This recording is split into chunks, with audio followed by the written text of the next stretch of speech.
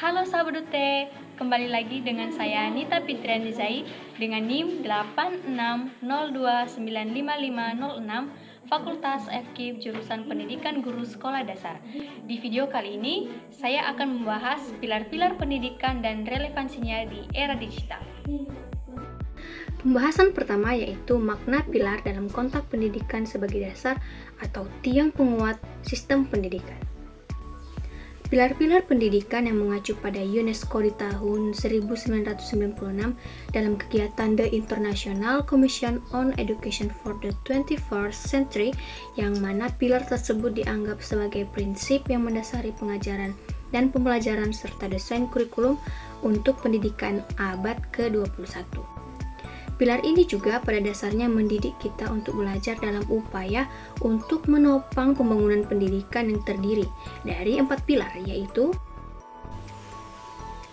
pilar yang pertama yaitu pilar learning to know.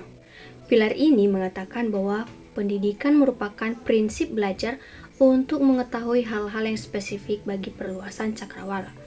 Pilar yang kedua, pilar learning to do. Pilar ini mengatakan bahwa pendidikan seharusnya berprinsip untuk belajar berbuat berdasarkan apa yang telah kita ketahui dan pahami, sebagai bentuk dari aplikasi belajar untuk mengetahui sehingga kita dapat bertindak terhadap situasi dan kondisi yang berubah-ubah. Yang ketiga, pilar learning to live together. Pilar ini mengatakan bahwa pendidikan seharusnya berprinsip belajar untuk hidup berdampingan dalam kerukunan serta memperoleh pengetahuan melalui interaksi sosial dan psikologis. Berikutnya, pilar learning to be.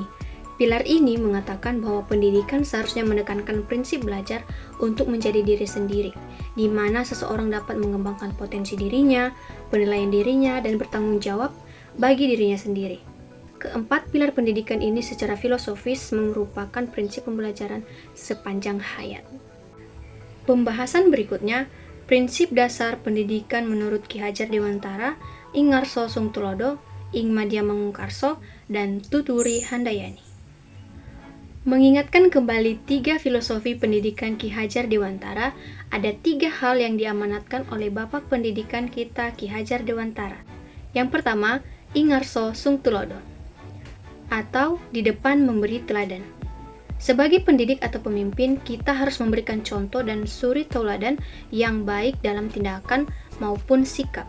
Yang kedua, Ing Madya Mangunkarso, atau di tengah membangkitkan semangat. Pendidik harus berada di tengah-tengah peserta didik untuk membangun kemauan, ide, dan prakarsa.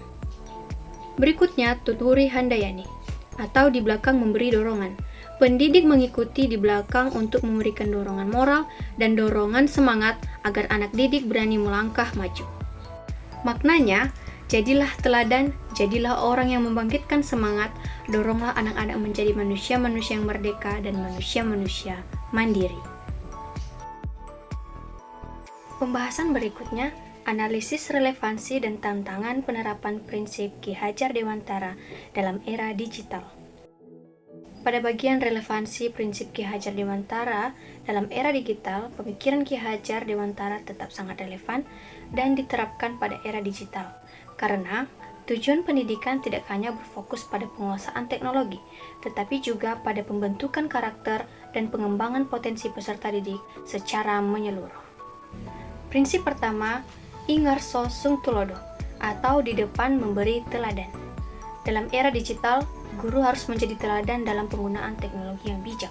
Guru dapat menunjukkan cara menggunakan internet secara bertanggung jawab, menghargai hak cipta, serta menjaga etika dalam berkomunikasi di media digital.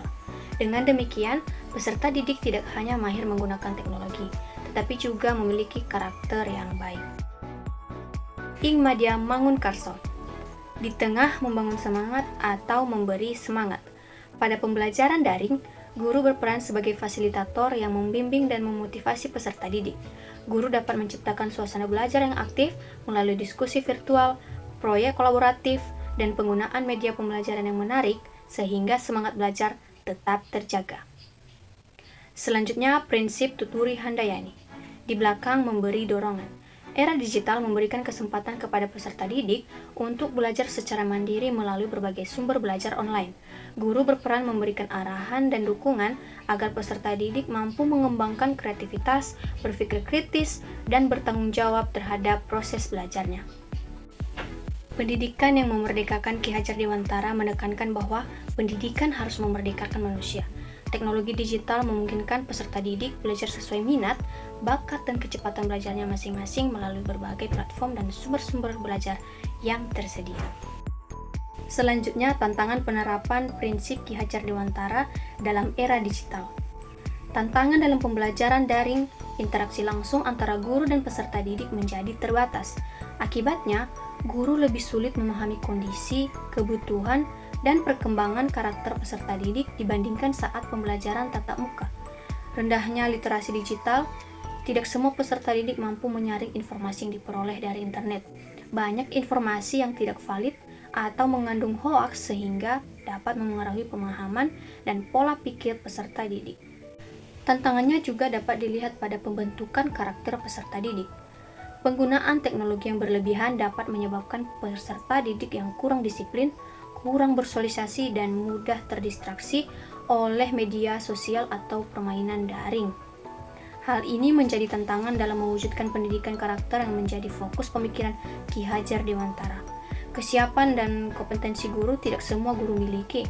Kemampuan digital yang memadai, guru dituntut untuk terus belajar dan beradaptasi dengan perkembangan teknologi agar mampu merancang pembelajaran yang efektif dan menarik.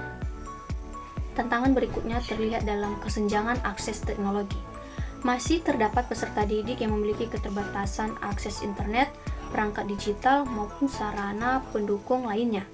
Kondisi ini dapat menghambat pemerataan pendidikan yang berkualitas. Jadi, prinsip-prinsip Ki Hajar Dewantara tetap relevan dan menjadi landasan penting dalam pendidikan di era digital.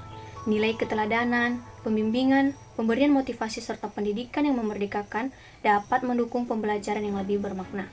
Namun, penerapannya menghadapi berbagai tantangan seperti keterbatasan interaksi dalam pembelajaran daring, rendahnya literasi digital, pembentukan karakter peserta didik, kesiapan guru, dan kesenjangan akses teknologi. Oleh karena itu, diperlukan kerjasama antara guru, sekolah, dan orang tua, dan pemerintah agar nilai-nilai pendidikan Ki Hajar Dewantara dapat diterapkan secara optimal di era digital. Dan pembahasan terakhir, refleksi tentang bagaimana pilar tersebut dapat menjawab persoalan pendidikan nasional saat ini. Pilar-pilar pendidikan UNESCO merupakan fondasi yang sangat kuat untuk menjawab tantangan pendidikan nasional di Indonesia. Dengan menerapkan konsep pembelajaran deep learning yang fokus pada pemahaman, relevansi, dan pengalaman kontekstual, pilar ini mampu menjadi solusi atas beberapa masalah utama, yaitu 1. Menghilangkan budaya hafalan. Learning to know dan learning to do mendorong siswa tidak sekedar menghafal, melainkan memahami konsep secara mendalam dan mengaplikasikannya untuk memecahkan masalah di dunia nyata. Kedua, pondasi generasi emas 2045. Pembentukan karakter yang kuat atau learning to be adalah benteng pertahanan moral di era digital yang selaras dengan cita-cita pembentukan profil pelajar Pancasila. Yang ketiga, menekankan ego sektoral dan kesenjangan. Learning to live together menanamkan nilai toleransi dan gotong royong. Ini sangat penting untuk merawat kebinekaan global dan menciptakan masyarakat inklusif di Indonesia di tengah keberagaman suku dan budaya. Untuk memaksimalkan pilar tersebut, ekosistem pendidikan nasional didorong untuk memanfaatkan platform resmi dari pemerintah, seperti Platform Merdeka Mengajar atau PMM yang dirancang untuk membantu pengajar terus meningkatkan kompetensi pedagogik dan literasi digital secara berkelanjutan. Kesimpulannya, transformasi peran guru yang adaptif dan tangguh sangat penting di tengah perkembangan teknologi yang pesat dan perubahan yang sulit diprediksi. Teknologi pada hakikatnya adalah alat bantu yang tidak dapat menggantikan peran humanistik guru dalam membentuk karakter, membimbing nilai, dan menginspirasi peserta didik. Demikianlah penjelasan pilar-pilar pendidikan dan relevansinya di era digital. Saya Nita Fitranjaya pamit undur diri. Bye-bye.